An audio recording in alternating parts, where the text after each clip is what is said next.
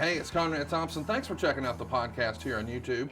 Be sure to hit the subscribe button and the notifications bell. You'll get a notice anytime we upload some new content. And when I'm not asking Bruce, hey, how big was Batista's? Well, you know. One of the things I like to do is help people save money. And if you're watching this video right now and you're in a 30-year loan, man, you're overpaying your single biggest bill and you may not even realize it. I want you to do a little experiment for me. Take your calculator out, multiply your monthly house payment by 360 payments. That's how many payments there are on a 30-year loan. That big scary number, that's your total of payments. You're looking at that number? You know you can do better. Keep more of your own money right now and go to savewithconrad.com. Or maybe you've got credit card debt. Man, it's not a matter of if I can save you money with that. Your average interest rate on a credit card is more than 20%. And by the way, all the interest you pay on those credit cards, it's not tax deductible. Whereas the mortgage interest, well, that is tax deductible. So if you owe this debt, it's up to you how to pay it back.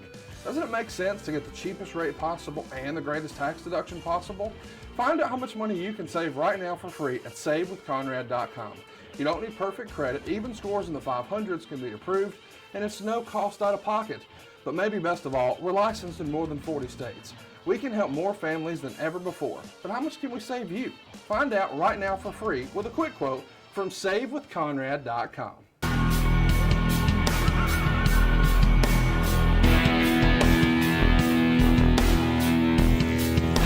Hey, it's Conrad Thompson, and you're listening to Arn. And of course, we couldn't do it without the Hall of Famer himself, the founder of the Four Horsemen, the creator of the Spinebuster.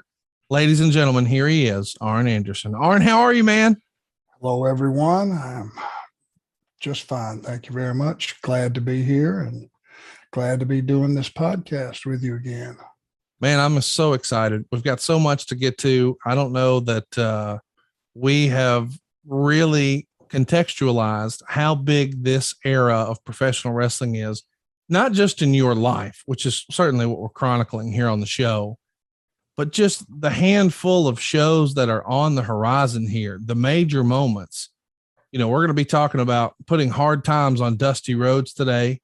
We're going to be talking about creating the Four Horsemen next week. And then in 2 weeks, we'll be talking about Starrcade 85 and the fallout. This is just maybe the golden era, the golden age, if you will, of Jim Crockett Promotions here. This, we'll call it last quarter of 85, is it not? I use those same words in describing this period. It was the golden age. A lot of lives were affected for the better. A lot of wrestlers and people affiliated with wrestling, life got much, much better during this time. And that's across the board. The whole wrestling industry has flamed up. It has indeed, and it's flaming up again these days. We hope you guys are catching Arn every Wednesday and every Friday. Unfortunately, a couple of Wednesdays ago, show didn't end the way I wanted it to. I was hopeful that young Brock Anderson could pull off the upset. It didn't go his way, and that damn Black, whew, I hate his ass coming in there and using his educated feet on you and the no. That's not cool, man. Well, you learn to expect it. And I expected something of that ilk to happen. You can always hope for something else, but I kind of expected it. And, you know, if it was happening to somebody else, I might even admire it. But it just so happens this go around, it's me and Brock. And so my ass is more than a little chapped.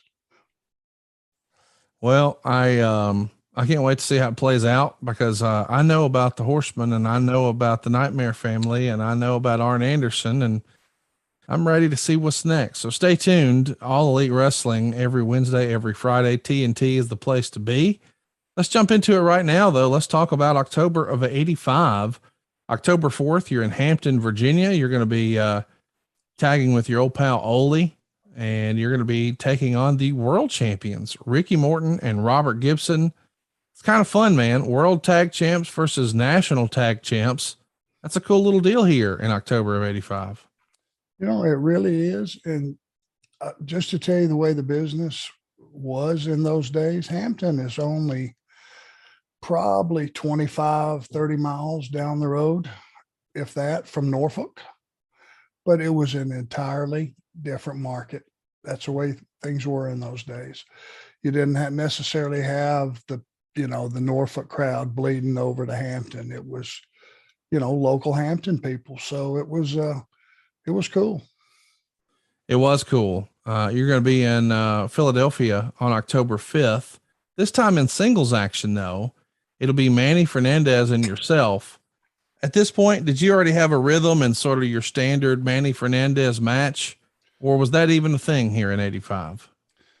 No, with a guy that was experienced like Manny,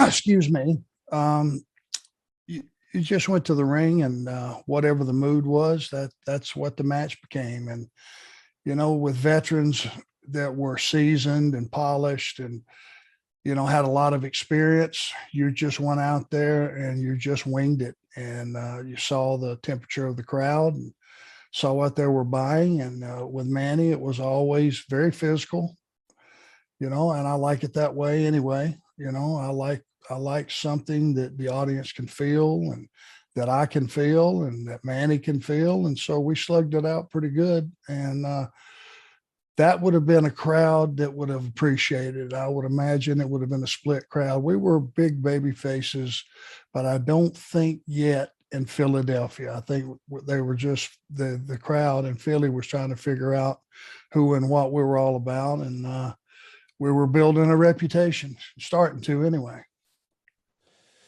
We need to go ahead and take a time out now and play a little clip from the syndicated show, October 5th, 1985. It's a classic Arn Anderson promo. Here we go. Let's see what Arn's got to say. Right here, one half of the National Tag Team Champions. And of course, we're talking also about a half of the Minnesota Wrecking Crew, Arn Anderson. Arn, you're very perceptive, Bob, but let me take this, which is mine and nobody can do anything about, and put it aside for a minute. Now, Bob, the whole idea of the American dream, as it were, is that in this land you can be what you want to be and do what you want to do. Well, Dusty Rhodes, you've thrown a big-time wrench in a lot of people's plans around here by taking that world television belt and hiding it in the closet. Me, for number one, would like to have a shot at that. Now, Rhodes, if you're the man you say you are, and you deserve all these people's support, all their love and everything they give you, then why don't you stand up and be a man and defend that title, get it out of the closet, dust it off, and defend that title against AA, and let's find out if you are truly the best there is in the world television champion. Arn, he is the champion. He's taken on a lot of challengers. When you talk about having your work cut out for you, the dream has been the world's champion 2 times, Arn. Exactly, Bob Cottle, but let me just ask you to check your memory. When was the last time Dusty Rhodes defended that belt? Can you think? No, I can't think either. I don't think Dusty knows. He's running, he's hiding. Rhodes, I want you right on national television. Defend that belt against me right on national TV, and there won't be a question if you're a champion. Arn Anderson. So there you go.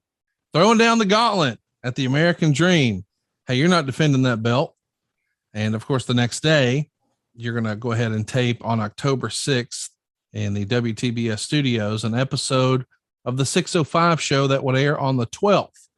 And when you're recording that, you do a promo saying that you're the new television champion. And of course, chaos is here. This is a fun time in professional wrestling, is it not? Oh, it's awesome. Well, Dusty, when was the last time you defended it? Right. Been a while, right? So is it this around the time that the law of possession is 9/10 of the law? That's right. Came about. Mm-hmm. And if he wasn't going to defend it, I'll just take it away from him. That's pretty much what happened. Well, and you took his leg from him in October, in September, but it hadn't made air just yet. But when it does and fans realize what's going on,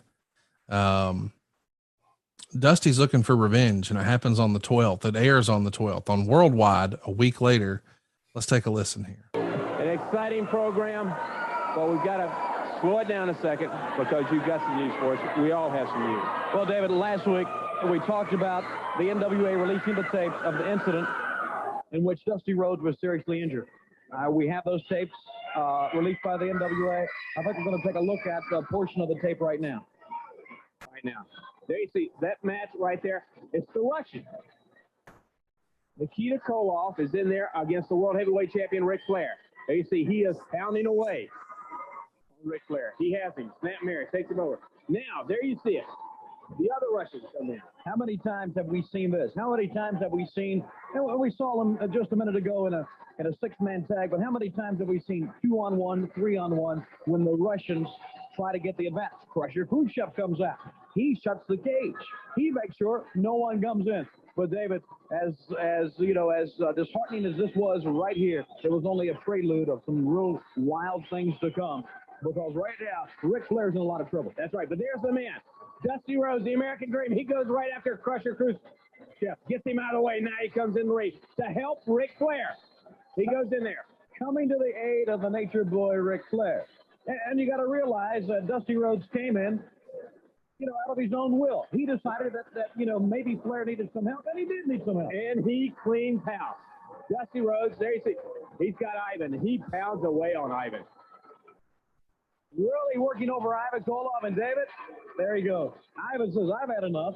All of them, they leave. And, right there, Dusty Rhodes cleared house, and there they are, both men, the top two men in the world today. In that cage, Dusty Rhodes had just come to the aid of Ric Flair.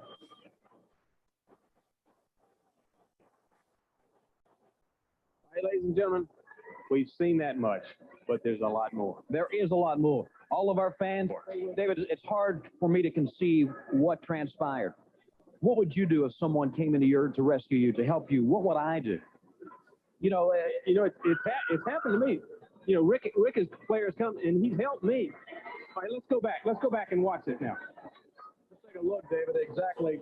We're going to see a portion of what we just saw. Now, Dusty has already come into the ring, and he's starting to, once again, as we have seen before, clean house, as only Dusty Rhodes can do. And I mean, take a look at what this man does. The determination, the absolute, hatred he has for this Russian team. And he really just gets rid of them. And like he said, there stands two of the top wrestlers, the two top wrestlers in the world. The American Dream, Dusty Rhodes, Nature Boy, Ric Flair. If you add together the number of matches they've won as singles, it's going to be a number that no two wrestlers will ever be able to reach in the history of professional wrestling. They've won more matches. Yeah, at first it looked like Rick was reaching up to give his hands to Dusty, but now he starts to point that finger. David, the cage swings open, and who comes in? The Andersons, the cousins of Ric Flair. Look at him. Look at him start to pound away on Dusty. It's an old cliche, I know, that blood is thicker than water, but I guess even blood is thicker than friendship or even helping out your fellow man. But here's the most disappointing thing that I've seen. Rick there locking the gate. At first it looked like he was dazed, but he goes over there and locks the gate. Well, no one can get in. When I was at ringside, I said, well, Flair maybe is trying to, get out and get away from the situation because he's got a man who has helped him. He's got his cousins. He even goes for help. Yeah, but he's not doing that. He went and he locked the cage door. Now, meanwhile, the Andersons beating on Dusty. And look here. Ric Flair starts to really pound away on Dusty. He starts to stomp on Dusty's legs. Dusty obviously dazed, obviously stunned by what is going on. And then we haven't seen anything yet, fans. Take a close look at what you're about to see. Rick is directing the Andersons to stretch that leg out. No, he says no. He wants it exactly in a position. Okay. Just one extra one. Now he goes up on that top rope. Ric Flair's been in so many battles and has fought so many men. He knows exactly what to do every time he gets in the ring. He's up there. Oh, he knew what he was doing here, too. Jumps right down on that ankle. Look at him, still stomping away. Stomping away. I get it. It's a wrestling podcast, but he's saving us money on our mortgage. Do you really trust this process? The reviews don't lie. 5-star review after 5-star review. We make it fast, we make it easy, and it's no cost or obligation. Give us a shot to earn your business. I'm telling you, you'll be glad you did, especially if you like keeping more of your own money. You don't need perfect credit or money out of your pocket, so what are you waiting for? Hurry to savewithconrad.com. David, we know what that means right there when he curls that leg around. That's right. Ric Flair goes for that figure four, and there's more, Tony. There is more, fans. Stay right with us. But Arn, this is maybe one of the most famous angles you were ever involved in. Is that fair to say? The most. Let's take a listen as the volume gets turned up when fans start to come in and the other baby faces. Rick has that figure four on Dusty. The figure four leg lock, the most famous move in wrestling that Ric Flair applies. And now here are the friends trying to get in. That's right. Dusty has a lot of friends. The World Tag Team Champions, the Rock and Roll Express, Magnum TA, Terry Taylor, Sam Houston. They're all trying to climb over the fence to get in. They can get in. That gate is locked. Now, Magnum right here looks like trying to tear it off the hinges. He is going to tear that gate off the hinges if need be to get in to help Dusty Rhodes. Still trying to get in. Still that figure four applied. Has been flying for a couple of minutes now. And here they finally get in. That's right. And look at them pour in. And look at the Andersons. World Heavyweight Champion Ric Flair. They try to get out now. The Andersons trying to get out. They find that the door may be a little bit jammed right here, David. So what do? Again, they go back and try to make sure. They go after Magnum. They go after everybody. But the main thing, they want to go after Dusty. Dusty, as you can tell, David, laying in the center of the ring, and he is really in a lot of pain. That's right. He's not moving a muscle. There you see. They got one last kick in before they leave. There they go. I'm sure very happy about what they have done. Nature Boy Ric Flair, the World Heavyweight Champion, his cousins, the National Tag Team Champions, Ole and Arn Anderson, after inflicting all this injury, all this pain on Dusty Rhodes, they leave. And now, right now, everyone's in a state of shock. So carry me through this. You leave the cage. There's been a lot written and said about what that was like, that it was a near riot. That's what's been reported. You were there. How much of that is just fishing tales and how much of that is real? As real as it gets. What a multi-layered, sophisticated angle. Yeah. This was. So many guys were switching sides back and forth and playing out their own angle, playing out their own animosity towards each other. And if you start at the very beginning, you got Ric Flair in there with the Russians. Now, Ric Flair in that situation would have been the babyface. Mm-hmm. And the Russians already had an ongoing angle going with Dusty. So when Dusty came down, philosophically, if you think about it, maybe he was there to, further his own angle with the Russians. It wasn't so much about Rick that he was making the save on. Anyway, he cleared the ring out. Now you've got Ric Flair, Dusty Rhodes. It looks like things are going to be fine. I'm sure Rick at that moment in time, Nikita was about 285, Ivan about 260, and Barry Darsow 300 pounds. He was glad to get any help he could get at that particular point in time. So just when you think everything's copacetic and the angles go, that's going to end right there, you do bring the Andersons down. Now, no better target in those days than Dusty Rhodes. You want to make an impression. You want to get everybody's attention. You want to get in the main events every single night. What do? You chap Dusty Rhodes' ass. Well, we slid in. Rick and myself and Ole had already been having some backstage conversations and, what about this and what about that? And we got your back, you got our back, and all these different things, conversations had already been brewing. So, when Ole and I jumped on Dusty, we saw an opportunity that no one was looking for. And Rick had a decision to make. It was a no-brainer. He went with family, and things got really, really, really nasty at that point in time. When Rick joined in and locked that cage and joined us on our attack, it was like people's heads, you could just see it. We're just spinning like, what in God's name am I seeing here? And when we were done, we thought, you brought some baby faces down. We tried to get out of that cage one time. The audience pushed forward. would not allow us to get out. So now we're in a situation where you're trapped in that cage and guys are coming down. And these are guys of mention, the Rock and Roll Express and some different guys and Magnum all coming down. And, normally they would come in that door, run off the bad guys, and that's the end of it. But when those guys started getting knocked off the cage, things took a different tone. Yeah. The audience, you could almost see on their face, Conrad, it was like, oh God, nobody's going to save this guy. This is going to be, we're witnessing something that's at a different level. Finally, we got the door open and got out there, and in the crowd, like I've said before, my hat's off to them. About 10 Atlanta police officers had to literally cut a swath back to the locker room. And brother, they were knocking fans on their ass to create a way for us to walk. And it was the only real riot I've ever been in, as far as I was terrified.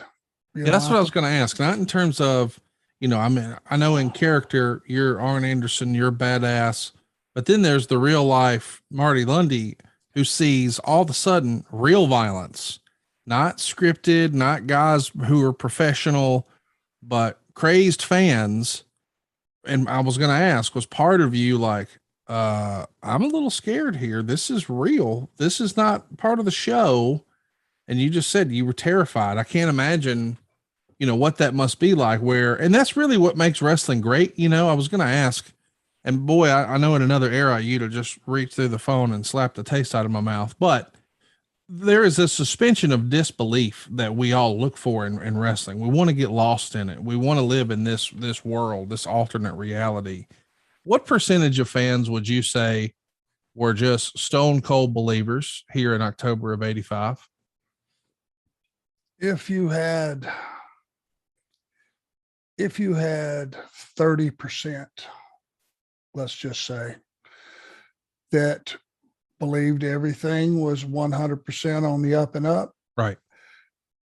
And you've got 10,000 people. That's 3,000 pissed off folks. That's 3,000 people trying to kill you.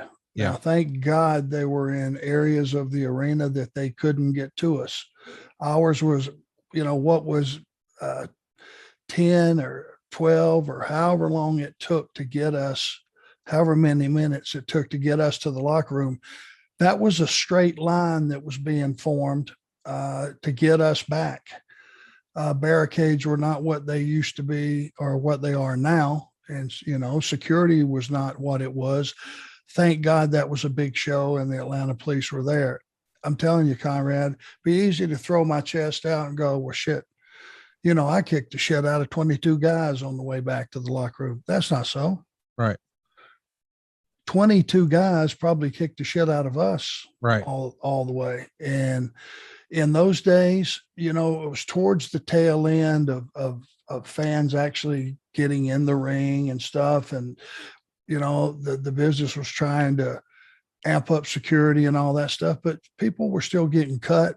Batteries were getting thrown from the upper deck. You didn't know, because we were having to literally fight for our life, stop, catch our breath for just a second, regroup. And here we would go again. You didn't know if a guy's going to, reach through there and stick a knife in you. Could have very easily happened. There were plenty of instances of that kind of stuff. There were no metal detectors or any of that trying to get in the building. It was as real can be. And I'm telling you something, man, I was scared to death. And when we finally got to the locker room and we're looking around, assessing each other and seeing who was hurt and how bad and all that, we're all bleeding. Everybody had their head split. There was, fingernail marks down people's back where they had just reached out trying to grab you and scratch the shit out of you. It was one of those deals. And we looked at each other, and it wasn't one of those, goddamn, what an angle. It was wide-eyed. Man, we almost died. Yeah. That was the consensus. And that's a feeling I haven't had before or had since. And it was an angle that launched so many angles within Jim Crockett Promotions. What a bonfire flamed up from that. It's going to be one of the biggest, brightest spots in wrestling history. You know, the infamous promo, and I'm sure we're going to get to that as we build towards Starrcade. But Hard Times was born out of that. But now let's hear Arn Anderson. The same weekend that aired, that same episode of Worldwide, October 12th, 1985. Let's see what's on Arn's mind here. Arn Anderson. Well, David Crockett, it really depresses me that Dusty Rhodes doesn't have the guts to stand up and be a man and defend his, or what would I say, defend his ex-world television title. But henceforth and forthwith, David Crockett, I want you and the entire wrestling world to recognize me as the world television champion, and this is officially my first title defense right now. Hey, ladies and gentlemen, you heard it from Arn Anderson. He says he is the world's television champion and not Dusty Rhodes. I think Dusty Rhodes will have something to say about that. He's going to the ring now. Entering the ring. Arn Anderson, again, half of the National Tag Team Champions. So how about that? Just claiming yourself to be the new television champion. You had a quick little squash match there. You're not done, though. You're on the Mid-Atlantic show that weekend. Let's see what you're saying. Arn here. Anderson right here, fans. One half of the National Tag Team Champions. Arn? Well, Bob Caudle, like I've said before, I am one half the National Tag Team Champions, and there's nothing anybody can do about that. So I'm just going to kind of put this to the side for just a second. Now then, it's been brought to my attention that Dusty Rhodes has fell on a little misfortune.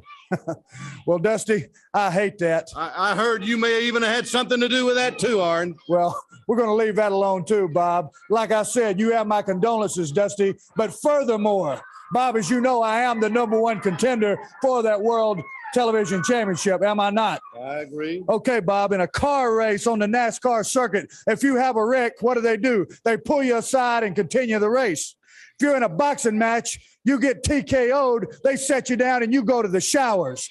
Okay, if you're in a baseball game, it starts raining, the team that's ahead, that's who wins the game. Well, Bob Caudle, as being the #1 contender for that World Television title, I am now officially claiming that title.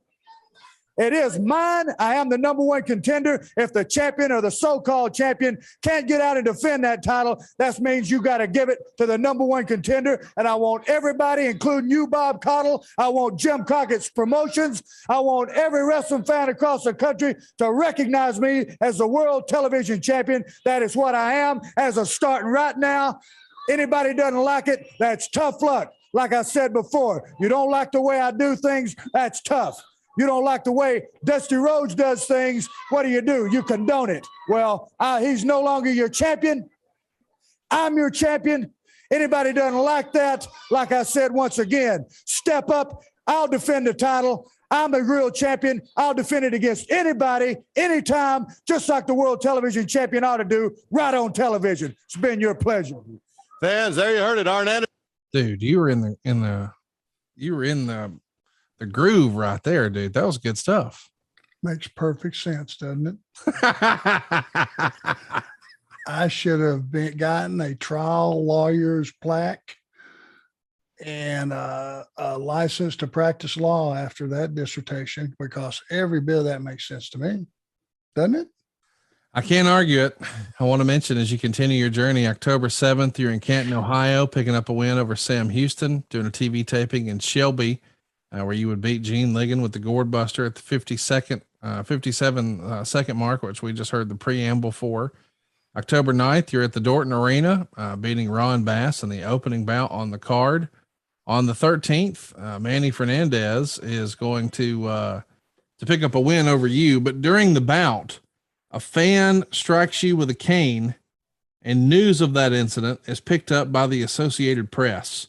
What do you remember about this moment at the Charlotte Coliseum, October 13th, 1985? Well, gosh, I got hit so many times with canes, and I am not kidding you. I'm going to say 9 out of 10 times it was somebody's granny. Yep. And the thing that people are going to laugh at or scoff at here, because in those days we were slugging it out, and we were bringing it. We were whacking each other pretty good. Don't think that a granny whose ass is chapped and is really pissed that you're down there stomping Ricky Morton's brains out, or whoever the babyface may be at the time, don't think they can't put a little mustard on a cane. When they are solid wooden canes, brother, they whack you across the back or the back of the head. You know it. And in that particular time, I don't know for sure. I would guarantee almost that it was someone sitting up close who had bought a premier ticket. I don't think we would have been out in the crowd very far. So somebody reached across that rail and lit me up. I'm sure of it. And in those days, they got away with it. And brother, what a pop it would get. But, let's just say they made canes really good back then in some cases. A viable weapon. I don't know for a gang fight, but in that situation, yes, sir. Is this something where, obviously if it's a little old lady, it's not like you're going to take her in the back and the promoter's going to have the boys work her over, beat her up like in an episode of The Casino. But what's protocol there? You just have security throw her out? I mean, it's not like you're going to say, I'm filing a lawsuit against Meemaw, right? Well, if I could have got any of my fans that were sitting close to have hooked her by the arms, I'd have certainly punched her in the belly.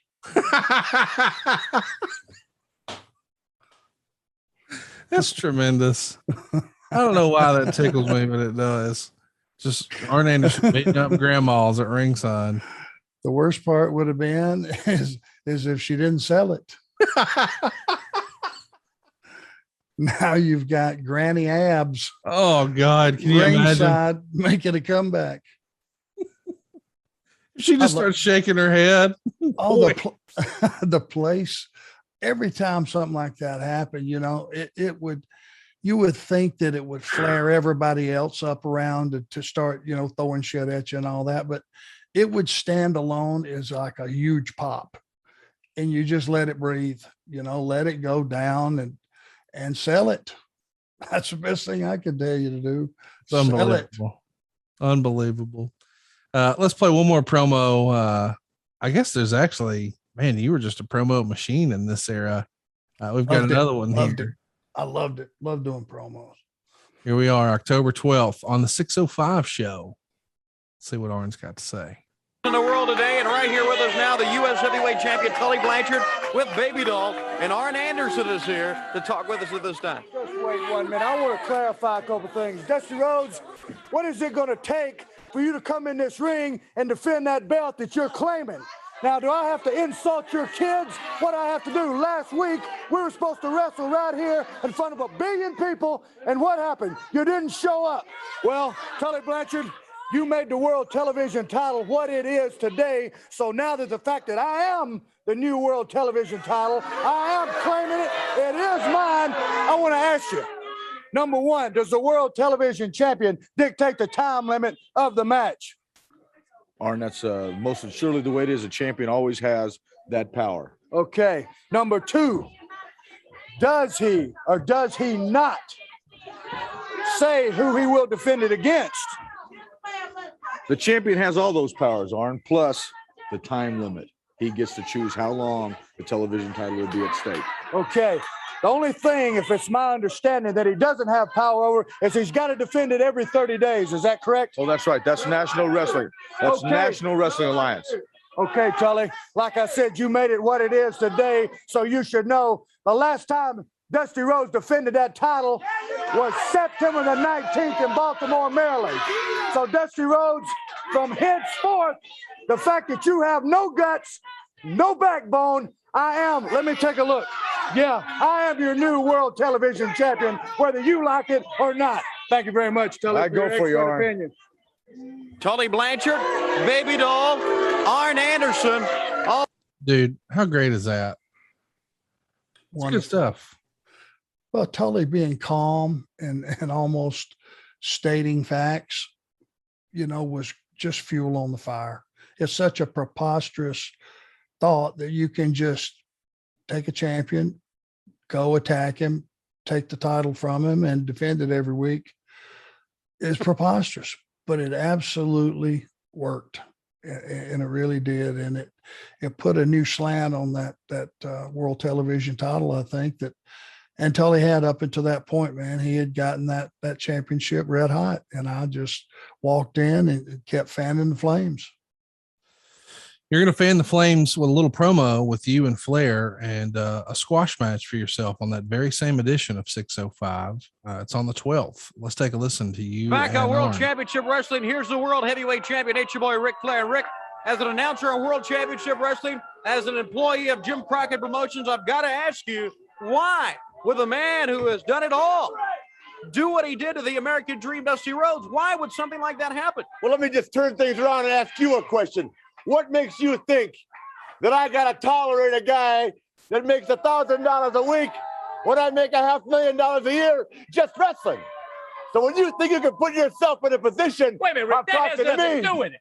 Why did you go and hurt Dusty? He came in there to help you against the Russians, right? Didn't he save you? The three of those guys are beating up on you. He comes in the ring and tries to help you. And what do? You turn around and bust his ankle up. I'm on a very limited schedule. Well, then answer the And question. as hard as it might be for you to understand what a real important man does with his time, take a look at this watch. You got about another 6 minutes of my time because I got places to go, Who cares about the watch? Answer the question. David, day in and day out of this magnificent life, I wake up knowing that I'm the best there is, and I know, and I'm going to use one of your Maybe cliches. you're afraid that you aren't the best. I'm going to use one of your cliches. Is that why you put him out? I am better than the system. Now, if you got a problem with a few friends of yours that aren't men enough to handle a big man sport, then you go sit with them and leave pro wrestling to me.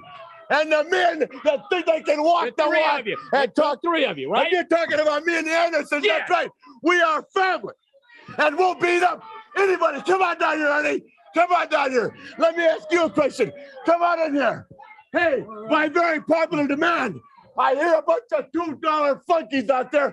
What's causing all this? This is wrestling. What is that right there? You know what? That's something your family bought and paid for because he's a national champion. You understand that? You see this? This is bought and paid for by the National Wrestling Alliance, which your family And you is a can member lose of. it. Right? All right. For 3.5 years, brother, You just it's been shut up a glued to second. me like Just a lot of be women quiet I a know. second. I'm going to show you. All right, we had Dusty's doctor. Dr. Joseph Aswanick, Charlotte, North Carolina. We talked to him about the nature of the injury to Dusty Rhodes. I think we all like to look at it right here. I'm here at the Metrolina Orthopedic and Sports Medicine Clinic. We're here with Dr. Aswanick to talk about Dusty Rhodes and his injury. All the fans would like to know the extent of his injury. Third-degree ankle sprains are severe injuries of the soft tissue about the ankle. Often, soft tissue injury will swell as much as a small break or a small fracture. So that when one is dealing with a third-degree ankle sprain, we're including injuries to the associated ligaments around the ankle, the tendons, and all the tissues that support, especially the outside or lateral side of the ankle. And our concerns, of course, are the amount of disruption or tear or sprain of those tissues and all the swelling that it causes. All right, an injury of that type, what would be the, let's say, recovery time? Obviously, the problem is somewhat unpredictable. It again depends on the care that was taken initially. It depends on the treatment given, such as casting, his rehabilitation, and his potential for healing such an injury. All right, you mentioned about the care that was taken before. You were told about the care. What care did that help? I thought that very excellently followed the recommendations. When one is injured, if you can splint and hold that injury still, And if you can apply ice to the injury and not make the mistake of applying heat initially, then you can really decrease the amount of swelling that you get initially. And of course, the less swelling you have to start with, the less you have to get rid of. All right, the cast that is on his ankle right now, that is basically to keep his ankle immobile, so you'll have time to judge some more of the extent of his injury. With a third-degree sprain, tissues are stretched, and we don't like to cast minor injuries because it does slow people down in their recovery. But when it's very severe, we need to rest those tissues, allow those tissues which have been stretched out of position to get somewhat overlapped so that they can heal tight again. And that's the purpose of the cast. And we don't use this for the full recovery, but it allows us to get some initial healing and initial control of swelling. All right, do you have anything for, let's say, our fans out there playing sports that might have an injury like that? What should they do right at first? Splint or rest the injury. Do not use the hot water and Epsom salts. Do use ice, and many trainers are going with ice through the entire recovery. Please don't make the mistake of using heat initially on an injury. Well, David, Rick, there we saw it from Dr. Joseph Iwanek, Charlotte, North Carolina, and I know you took a look at it as well as we did, a very serious injury.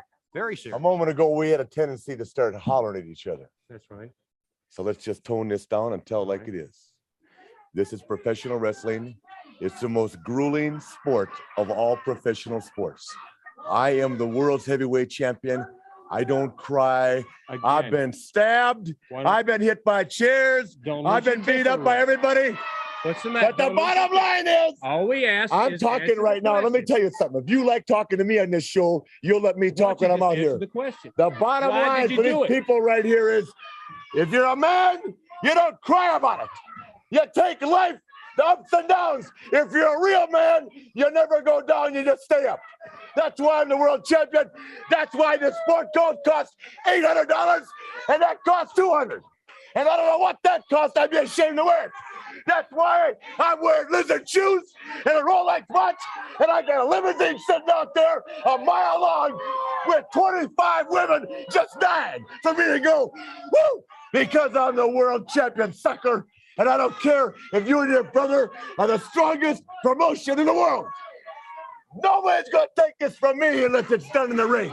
And Dusty Rhodes, brother, I hope you live through it, brother, because if by chance you ever get that wheel operating again, you remember Ric Flair and the Andersons don't like people sticking their nose in their own personal business. World heavyweight champion. I hate to say it, but he should have left you there for the Russians. David, you know what I like about you? You always have something nice to say about me. That's right. But next time you have an opportunity, talk to your accountant and look who built the building you guys office in. Woo! Man, when wrestling's good, there ain't nothing better. And that whole explanation of what's going on with the injury and the doctor and the whole deal, and then Flair putting an exclamation point on it. We immediately went to the ring. You had a quick squash, and then you've got a few words for Tony Schiavone. Let's listen to those. Right into the mat. Your winner, one half of the National Tag Team Champions, Arn Anderson. Arn Anderson, the man that says he should be the world television champion. No doubt about it. Impressive win on TV. I am the world television champion. Only reason I don't have the belt is because Dusty Rhodes has got it home hid in his closet along with himself. But I'm going to move on past Dusty Rhodes. He's in the archives. As you know, Tony Schiavone, David Crockett, I run with the world heavyweight champion, Ric Flair, Tully Blanchard, and Ole Anderson. That's an elite group in all the world. And you got a guy like Wahoo McDaniels, besides he wants to come in with that big chop, stick his nose where it don't belong. Well, Wahoo, that big chop would cave most normal men's chest in, but you looking at a 52-inch chest, real abnormal. So let me ask you something, Wahoo. When I bend that arm behind your back and slam you on it 4 or 5 times. How good are you at left-handed chops? Tony Schiavone, take a good look. You're looking at the mecca of manhood. I am the world television champion henceforth, and that's one example of how I'm going to defend it.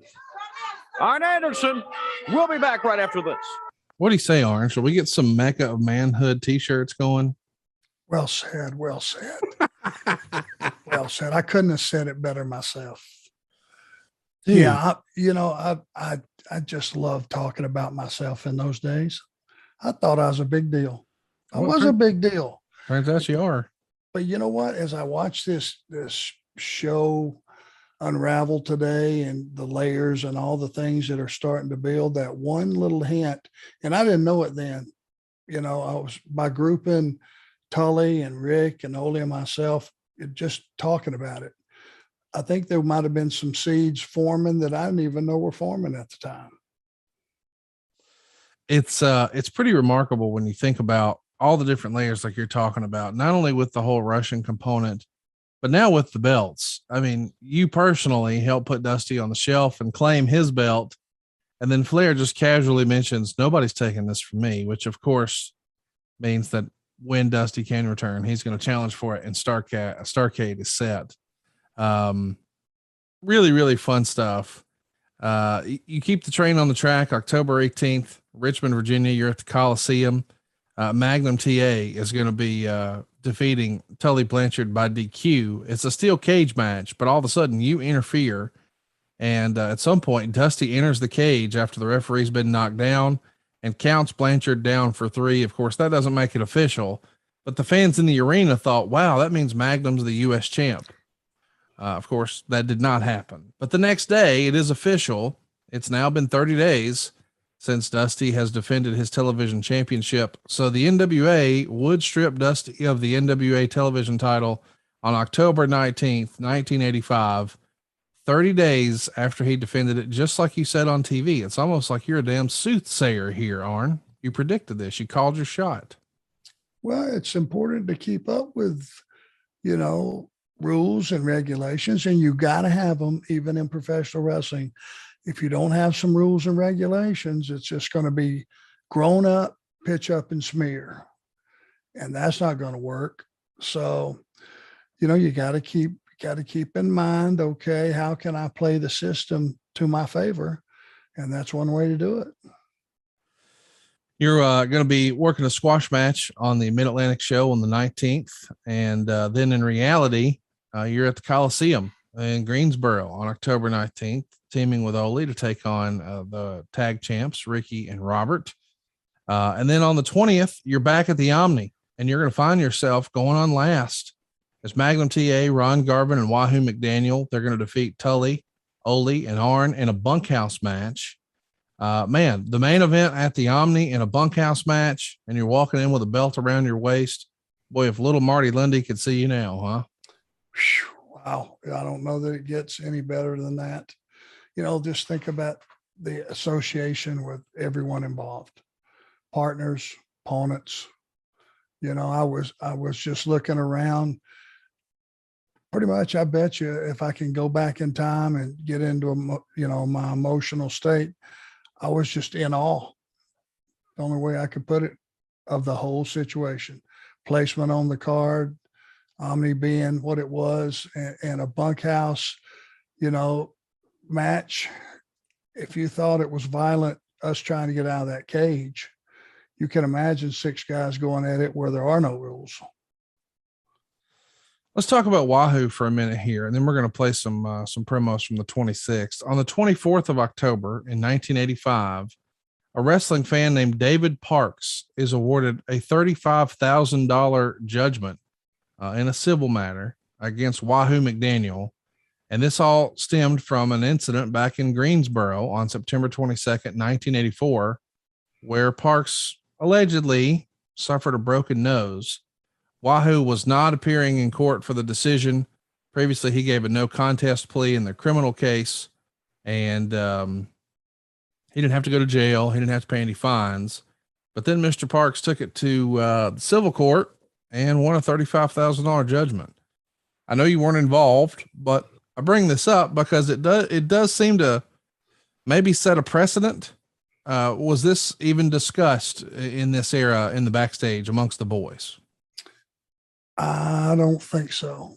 That would have been a hush hush something.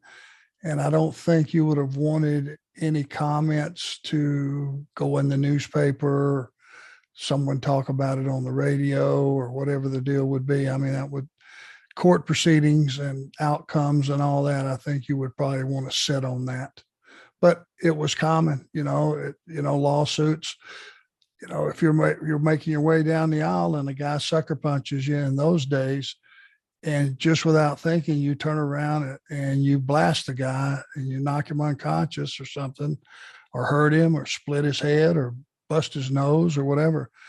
You were regarded as a professional fighter in a court of law in those days. And even though the guy, if it was just two guys in a bar and the one guy whacks one and the other one gives him one shot back, that guy's not going to be held accountable. But in our situation in those days, we were.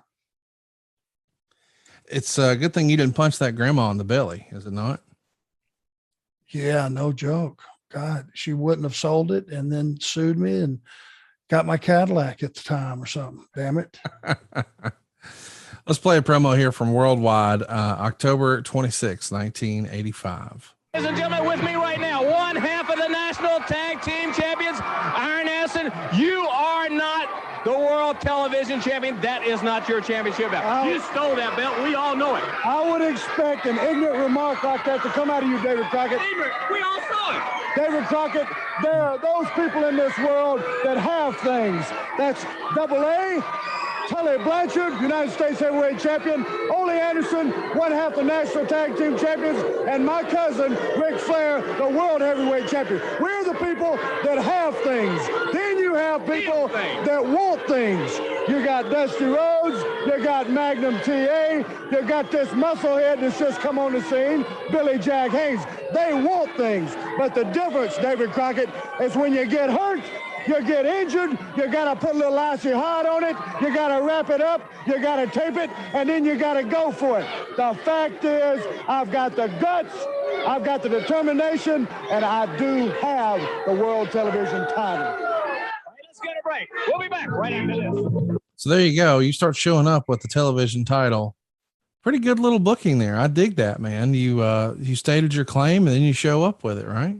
Yes, sir. Absolutely. And it, as bogus as the concept may seem to people, each week that went by and no one took it away from me, it started to sink in. Well, damn, they must be honoring this situation or something.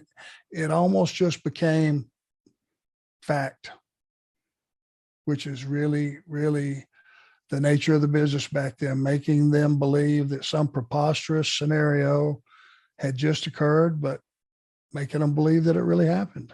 David Crockett, I'm back listening to, the last couple of promos that he was doing and trying to get information.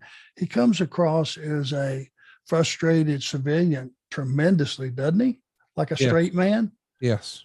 I don't think he probably got enough credit in those days, because he's just always trying to get at the truth. He's not, 1 minute he's not opinionated and he's just a journalist trying to get to the bottom of something.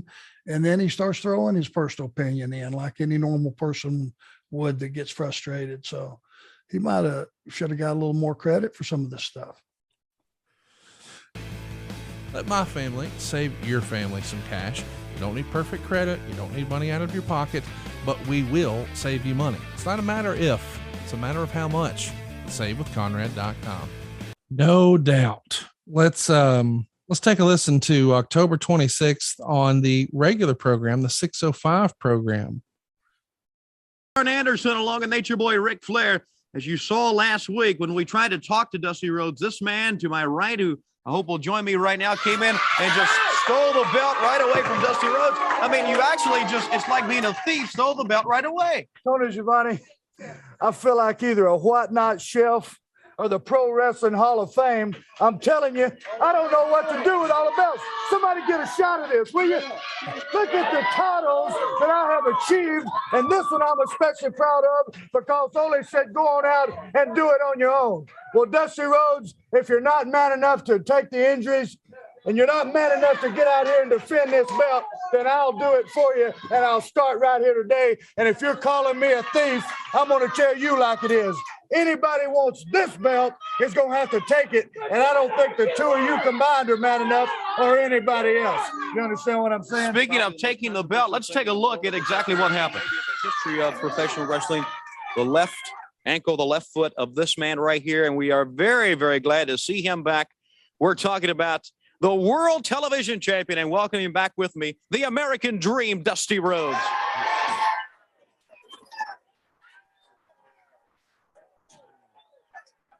Two things need to be said real quick when I face the nation right now about this situation. I'd like to thank all the fans that send me the many cards and letters. I'd like to apologize publicly for the dates that I'm unable to make, the bookings I'm unable to make, because it's never in my history of my career wrestling I was unable to perform. The hurt inside of me goes a lot deeper than just performing. Don't you even come out! Get them out! What in the world is going on? There he was. The man was down. You just stole the belt right from him. Just because Dusty Rhodes is a clumsy buffoon and can't stand up, that's beside the point. I think there was a famous Broadway play that had a heck of a run, Tony Schiavone. It was called Promises, Promises. Well, I tell you what, Dusty Rhodes, you keep on promising and I'll keep on producing. I'm your world television champion. There he is, Arn Anderson. He stole that belt. Took it right away from him. Let's go to the ring. What do you think? I don't promise I produce t-shirt, maybe at boxinggimmicks.com. You're just a quote machine right here, dude. You're in the zone. I'm full of them, aren't I? I love that skit where you've got Dusty on crutches with a cast, his jeans cut so the cast can still hang. And out you come, just kick his leg out from under him, take his belt, and just walk away. Less is more. If it wasn't so dishonorable, it would almost be honorable, wouldn't it? It's great stuff. One kick, commit the grand theft, and disappear into the night. It's no wonder that he's looking for some revenge after you left him laying in the cage. Now you took his belt. What's left, man? His dignity. Well, Dusty Rhodes was bigger than life. Every time I saw him in a hallway or on a plane or in a restaurant or in the ring or wherever you saw him, he reeked of confidence. He reeked of being in control of the room. He had star power that just oozed out of him. So anytime you could have a rub with Dusty Rhodes, no matter what the situation was, you could bump into him, walking down the hall, you were better for it. You were elevated in the people's minds because the guy was a megastar. And to get him down and get him hurt and have him have to go on television and say, I can't go, man, that's in those days, that was huge heat. No doubt about it. You've put hard times on the American Dream, Dusty Rhodes. And next week, we're going to keep the train rolling because we're going to talk about the formation of the Horsemen. I can't believe this happened in back-to-back months, but it did. And by the way, you get all these shows early and ad-free over at adfreeshows.com, including live interactive experiences with Arn every single month. You don't want to miss it. See what everybody's talking about, or as Arn likes to say, what's causing all this? It's adfreeshows.com. And we'll be back next week with another episode of your favorite wrestling podcast. It's Arn. Hey, it's Conrad Thompson. Thanks for checking out the podcast here on YouTube. Be sure to hit the subscribe button and the notifications bell so you get a notice anytime we upload some new content. And go save yourself some money right now. If you're in a 30-year loan or you have credit card debt, it's not a matter of if I can save you money. It's a matter of how much. Find out right now for free at SaveWithConrad.com.